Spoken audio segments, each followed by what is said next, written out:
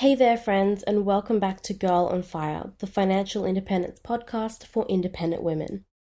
My name is Priya. I'm a chartered accountant and analyst and the creator of Paper Money Co. I'm also a fierce financial feminist and the host of this podcast. I believe that a woman who is in control of her money is in control of her life. And that's why this week's episode is going to be quite different. It's going to be rather short, but it's a super important message and it needs to be said. By now, I'm sure you've seen many news reports about what's going on in Afghanistan. And if you've been living under a rock and you haven't heard, then what you need to know is that the US and other countries have withdrawn their troops. And the Afghan government was very quickly ousted by the Taliban, who have now taken control. Now, I want to be clear about something right off the bat. This episode isn't about arguing about politics and international relations. We're not talking about democracy or religion or terrorism or anything like that. We're talking about the same thing we talk about every week. The same thing I say at the beginning of every single episode. A woman who is in control of her money is in control of her life. And I wanted to talk about this today because in the midst of dealing with our own lives and what's happening around us, it can be easy to forget what's happening in another part of the world. It can be easy to forget just how much control we have, to overlook the privileges we have by living in places like Australia or the US. There are thousands of Afghans in danger right now, including journalists and academics and activists. But what I want to talk about today is what Afghan girls and women are facing under Taliban control. The last time the Taliban were in power some 20 years ago, women were extremely oppressed, and there are fears that history is about to repeat itself. Because here's the thing, with the Taliban in control, Afghan women and girls face gender-based discrimination and violence like so many other women around the world. And for no other reason than the fact that they're women, just like you or me. It's a huge human rights crisis right now. I'll leave some resources linked in the show notes about this if you want some more information.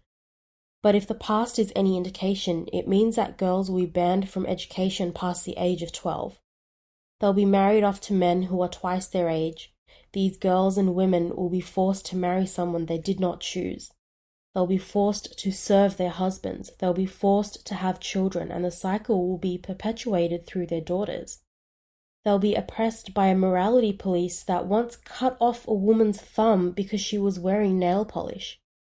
Women who are merely accused of adultery will be stoned to death. Homosexuality will be a crime punishable by death as well. They'll be told what to wear and where they can go. They won't be able to drive or get driver's licenses. They won't be allowed to attend universities, build a career, or hold office in government. They'll be largely confined to their homes. And they won't be allowed to leave their houses without their husbands or male guardians to escort them. If you really want to see what I'm talking about, then the book 1,000 Splendid Sons by Khaled Hosseini shows it really well. Now, the Taliban have reportedly stated that women will have rights under Islamic law and that they'll be treated better than they have been in the past. But everyone knows that history has a tendency to repeat itself, especially because we as humans are so notoriously bad at learning from our mistakes. There are already reports of armed men guarding the gates of universities to prevent female students and teachers from getting on campus. In other parts of the country, women's health clinics have been shut down. Girls' schools have been shut down. Women are being turned away from shops because they don't have a male guardian with them.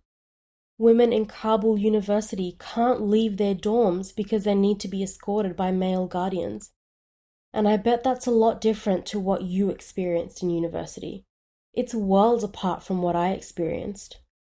I hopped on a train alone, walked to my classes alone, sat in a cafe studying alone or with a boy. I wore what I wanted, went shopping alone between my classes. I hung out with my friends in the bars around campus. It's truly heartbreaking. While we sit here week after week talking about taking control of our lives through building wealth, these Afghan girls and women are having all semblance of control taken away from them. They have no control over who they marry, if they marry, what they wear, where they go, who they see. They have no control over their own bodies, let alone bank accounts and investment portfolios. I believe that I became a feminist before I knew what the word meant. When I was a child and I realized that if I had been born in another part of the world, I would have had a very different life just because I was a girl. And that's something I think about a lot, especially now. Because I chose to go to university. I chose to study business and finance. I chose to get a driver's license and I can drive myself around. I chose who I was going to date. I chose to be bold enough to ask boys out instead of waiting for them to come to me. I chose to build a career, to move out of my family's home and live with my boyfriend. I got to decide that I wanted to get married and I chose the man I married. I chose to be his wife. I can go shopping alone and wear whatever I want. I have control over my career, my life, my money. I have multiple bank accounts. I have investments all in my own name and wealth built with all my own money. I've earned my own promotions and chased my own dreams. I have the ability to access the contraceptive pill, and that gives me control over my own body. I get to choose when I have children. I get to choose if I have children. And all because I was born in Australia instead of a place like Afghanistan.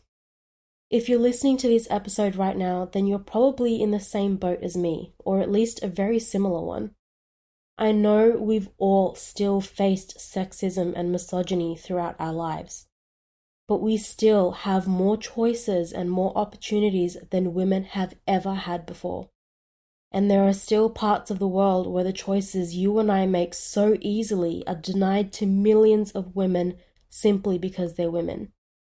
Now, I know this episode is a lot more soapboxy than usual, but I really wanted to say something about it because I don't want to forget the power that I have over my own life. I don't want to forget the privilege I have to make choices for myself and decide what happens to me. And I sure as hell am not going to squander it. So my challenge to you this week is to really take charge. Take control of your life because you can. Make the best choices you can for yourself. Seize the opportunities that come your way. And take the chances that millions of other women don't get.